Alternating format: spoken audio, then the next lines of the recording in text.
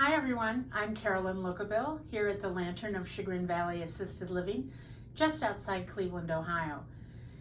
The Lantern of Chagrin Valley is part of the Lantern Lifestyle Company, and we have two other locations, Lantern of Madison and Lantern of Saybrook.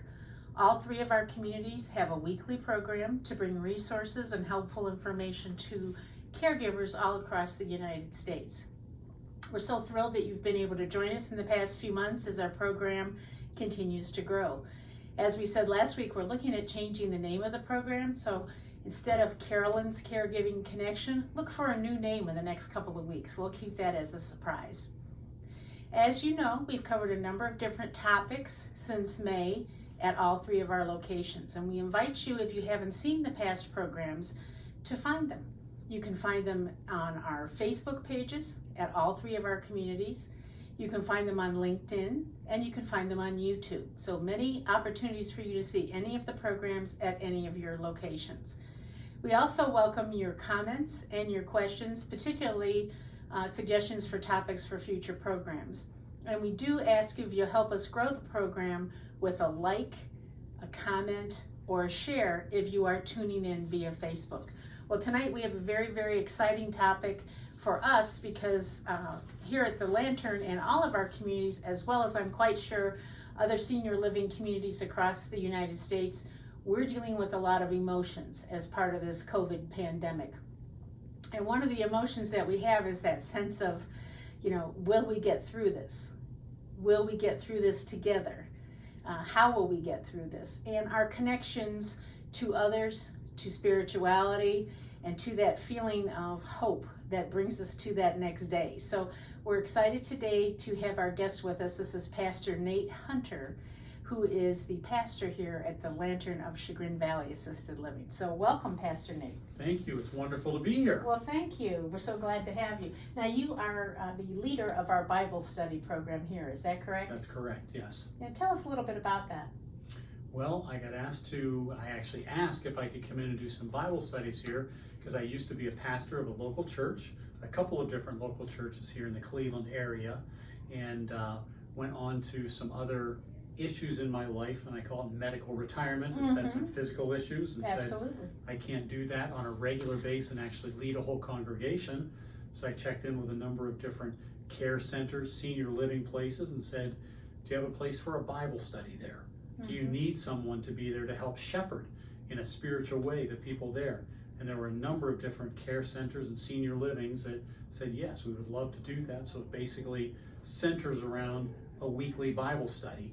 Excellent. And that's our church time. Well, we're thrilled that you're part of the Bible study here at the Lantern and help lead that for our residents, and I know some of our staff as well. So thank you for that. Good. So our topic tonight is maintaining spirituality in a COVID world, and again, it's one of those things that can be a personal journey, I'm quite sure, as well as even in a group setting, more of a group journey, if you will. What kinds of things are you hearing or witnessing yourself as people deal with COVID? Some of the tough part are the questions that people have, but more than anything is the loneliness that's there. In the places that I am involved with, there are only a few of them where I can still get in and do the Bible studies now, and they've just opened up for the last few weeks. But before that, all of them shut down, and there's still a number of them shut down. And when I talk with some of the residents, I'll call them just to check in and see what's happening in their lives. And really, loneliness and being quarantined is probably one of the biggest ones that they have to deal with. No doubt. Well, we've spoken in some of our past programs that isolation and being alone are really more physical senses. I'm alone in a room, but I may not feel lonely. I could be at a Browns game full of people and feel lonely. So loneliness is more of an emotion, it's a feeling. But in a world that we have now, to be separated from those that we hold near and dear, if you will, our family members, our friends, makes us not only alone, but at risk for loneliness. And we know that loneliness is potentially a risk factor for many illnesses. Of course, depression. Yes. And people living in their own home may be at the point where they'll say, why get dressed? Who's going to see me tomorrow? I'm going to stay in my pajamas today. don't need to cook. I'm just going to have these leftover crackers and things I have in the house. So our sense of taking care of oneself may diminish. Our connection to the outside world may diminish, and all those things can kind of have a very tiny, slow-moving spiral that doesn't lead us to a good place. Right. For sure. Yeah, and I like what you said, the slow-moving spiral, or that sense of just another piece has been taken away, another piece has been taken away, until the place where they find a real emptiness there in their loneliness, that they didn't feel it right away, but just as you said, either spiral or piece by piece, it just starts to overwhelm people. Yeah. And I think in assisted living communities and other senior living communities, like even independent living, people can reach out to one another really easily. They have neighbors, they have staff working here. And while we as staff can't take the place of the family member, of course, we try to step in as we can and make sure we facilitate those connections. So if it's Skype or FaceTime or window visits, front porch visits, whatever we can do that's permitted by the Department of Health in our respective states, we all try to do. But that doesn't take us to a sense of spiritual connection. That's just people connection. So, for those who maybe haven't really found the spiritual connection individually, is this a time that more may be finding it? I don't know that I can say more are finding it, more might be seeking it. There you go. Whether they're finding it or not, better choice. it depends on where they're looking for that answer. And my perspective is the Bible, is what has that answer, and that's where I always do Bible studies. Because I'm a pastor, I've been trained theologically, but it all centers around God. It all centers around the Bible. And if that's where people are looking to get some answers, well, there are answers there. But they often need help to find the answers. And then in the COVID situation, they don't readily have that help there because the Bible studies are shut down, or their family members who might know a little bit about the Bible are shut out. Do you think that some of the folks that you've spoken to, whether it's here or perhaps in the rest of the world that you are involved with, do you think people see COVID, this current pandemic, as more of an isolated scenario? It just happened and we're all trying to get through it? Or do they see it as maybe a gesture of something that's to come, as in, the final days? Mostly, I think people are seeing it as something that we're just going to get through. I haven't talked to too many people about the idea of, hey, we're in the final days and we need to start waving our hands or jumping up and down. Although we've had a couple conversations like that with a couple people, and we don't doubt that we're in the end times. Because technically, after Jesus died and rose again, that was the beginning of the end times. Now, for people who may not be Christians but have other beliefs and other faiths, how does spirituality impact their world, if I can ask? Yeah, spirituality is something outside of the five senses. We've got our five senses of smell, taste, touch, sight, all of that. And spirituality is outside, but yet it encompasses that as well. And so every one of those senses can be dramatized or affected by the spirituality and the focus that you have on something. So if you don't have a calmness, then all of a sudden something smells stronger, or it hurts more, or something else, because you don't have that cushion of a spirituality there, whether it's on God, the Father, Holy Spirit, Jesus Christ, or some other religion that you have put your faith and trust in. They don't have that cushion to fall back on.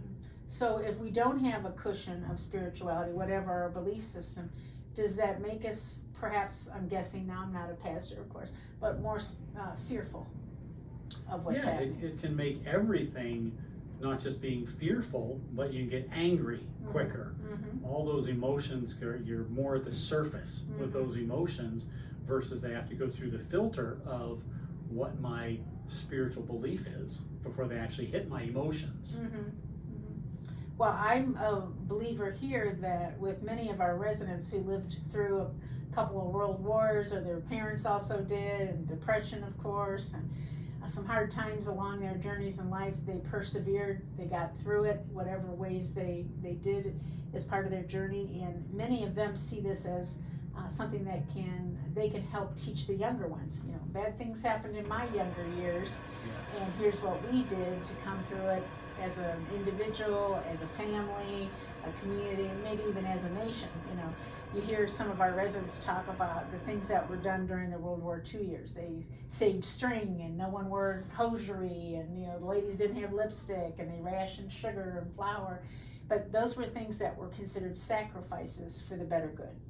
Yep. And for the most part, then it was the soldiers, I will say, you know, and victory, whatever. And so today, I think some of our residents aren't as troubled by the COVID situation as they are the separation, the sacrifice, if you will, from their loved ones, particularly not being able to have the physical touch. When you talk about the senses, not being able to touch that little great-grandchild in their little fingers and their Yes. face, and feel that connection to my own legacy, to my own child or grandchild or great-grandchild. Yes, I approached that with my mother-in-law the first time they came over to see us, whenever we were further back during the COVID situation. Mm-hmm. We had been separated for a long time, then we were able to get together. She's an Italian Mm-hmm. lady. Her family's right from Italy, and she wanted to come up and give me a hug and a kiss right away, and I Mm-hmm. just, first I'll just hand out my fist, I'll right. give you knuckles, you know, for Yes. that. And she did that, but I don't want to say she was offended, but yet it was her natural response of, I don't care what's going on, Mm-hmm. we'll get through that. Right. I just hug and kiss people that I see. Right, and that's how she shows, I'm sure, love Yes. in her world, you know, her journey. So tell me, how can our loved ones who are isolated, whether it's in a congregate environment like here, or maybe in their own home, they just can't get out, they don't drive, they're not near loved ones, how can they stay connected to others right now in the best way? Well, some of that is not a pastoral thing, but it's technology. Mm-hmm. We're blessed to have telephones, computers, Mm-hmm. other things like that where we can touch base with people. Mm-hmm. And in fact, our telephones, you can even see people on the telephones Absolutely. with some of those that they have. It depends on what your family members have. That's a way to do it. And how do we stay connected into our churches? I know here, for instance, on Sunday mornings, we're able to live stream the services of particular churches to which our residents may belong. And then, of course, today you mentioned technology. We can almost download or on demand find anything, if Yes. you will. So that's popular. But we also have an environment where we have the equipment here, we have the staff who understands how to utilize it. So that may or may not be difficult in someone's personal home. You know? Right. Yeah, I think of my own mother who within a week she's turning 92. Mm-hmm. She doesn't have a smartphone. So she doesn't have the ways to do that. And she doesn't even have her computer now because her computer finally died. Okay. And she didn't bother getting another one. Uh-huh. And she's not technologically savvy Yes. either. Mm-hmm. So she finds herself in a lonely place. So can we find Bible study online? Yes, there are Bible studies online, even the Bible study for Faithful Friend Ministry. Okay. We're on YouTube. We have a Oh, channel on very YouTube good. with all the different Bible studies. Okay, so if we have I don't want to say a youngster, but I do think all the youngsters know how to They're the ones that access know how to do it. technology.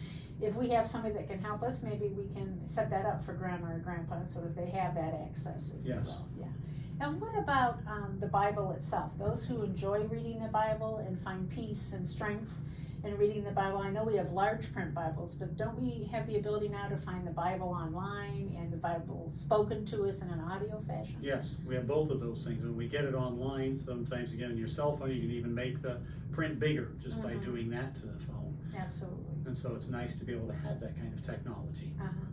And are there services that if somebody wished to have a one-on-one, let's say with a pastor, maybe they haven't gone to church in a bit, they've been kind of to the side, can they speak to someone? Yes. Yeah, if they get onto Faithful Friend Ministry website, they could be able to get hold of me and email me, text me, whatever those would be, and I'm willing to meet with people if we're able to meet with them, Right. or otherwise make a phone call. In fact, one elderly person called me today about a concern with her friend who's an elderly person. She said, Nate, please give her a call. Something happened to her. I think she really needs to talk with you. I mentioned your name, whether she'd want to talk with you, and she said, I'd love to. So it's a phone call I'm going to make this afternoon. So we can be the facilitators of helping others make a connection. No one really has to be alone. Right. Is that fair to say? Yeah. Yeah, well, physically, they'll still need to be there. You can't be with them, so Correct. in that sense, but it will take away the loneliness. I like how you separated those two things. It would take out the loneliness of being alone.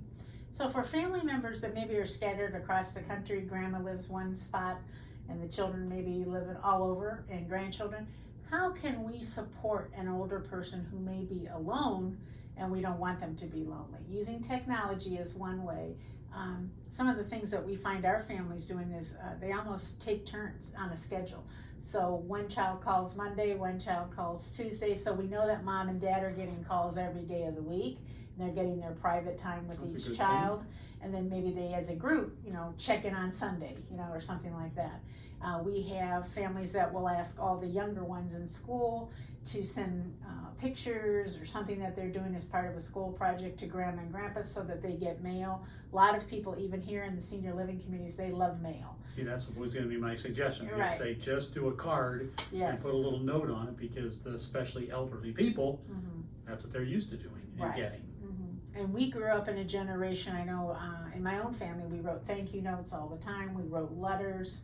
And so for many in this generation, I think having that letter is a tangible. I can read it, and then I can put it away, but then I can go back to it. Versus the telephone call, I can't really go back to it. So and that letter can actually be a love language. We've heard about the different love languages. Absolutely. And that hits them on their love language of letter writing. So on a personal level, I see a lot. I'm a Facebook person, and I see a lot about the people who call out the negatives of every little thing. I went to the store and this person cut in front of me and didn't maintain the social distancing, and I was so angry, and I did this and that. And then you have the other side that says, hey, let's turn the other cheek. Let's find kindness in our world. Let's be a part of the kindness and make it happen. So that, did my world end because someone got in front of me at, the grocery store? No. Is there something I could have done differently that would have reduced my own stress? I mean, why would I get so angry that someone cut in front of me or got in a lane in front of me when I'm driving? One of those kinds of things. So we can do those things to maintain our own sense of calm. But I also think for others, and we've had some programs here at our community on acts of kindness and what we can each do individually. Maybe saying hello to the person walking towards you. It's a simple thing. Making eye contact, could be waving, could be letting someone go first. The things we learned as children, please and thank you, mind our manners. So those little, gestures, if you will, don't cost anything. They come from the heart. They may make a world of difference to someone who's really had a tough time or perhaps feels they haven't connected. We do have a lot of people of all ages, I think, who are lonely. And so if we encounter someone, either here, even in work, or maybe in the community, you're going out to get gas or the grocery store or what have you, that person that you say hello to or smile at might have been in a desperate spot emotionally. So your gesture might have meant a lot to them. I love that, and it can be very catchy. Yes. One of the songs that I sing oftentimes, I did it actually on my YouTube today whenever we recorded, or this week, recorded Jesus, Others, and You. I went to Joy Club, and it's the acrostic, stands for Jesus, Others, and You. Put Jesus first, put others second, and put yourself last. And when you do that, whenever you're standing in line, you allow somebody to cut in front of you, or you say, go ahead in front of me. Those little things, you just now said it. They add up, and they add up. And make for a better place. Life, and in our life, and then around, everybody else will see that. We hear about those people that pay for the person behind them at Starbucks or McDonald's or what have you. Such a small gesture that really could make that person's day, and know that, hey, that person was nice and they didn't have to be, Grandma wasn't watching over them, and, somebody wasn't making them do it, as we sometimes have as children, remember to say thank you. Did you say thank you? Did you say please? Now we've done it on our own. We have this sense of self to be kind to another and put them first. Yeah. So tell us, as we come to the end here, are there things that you think maybe we haven't spoken about that can help us increase our sense of spirituality today? Because it doesn't look like COVID is going away soon. Yeah, I think we always need to have a sense of spirituality, whether there's COVID or not, because there are always issues in our life, whether it's titled COVID or anything else. It could be an emotional time you're having with a family member or anything like that.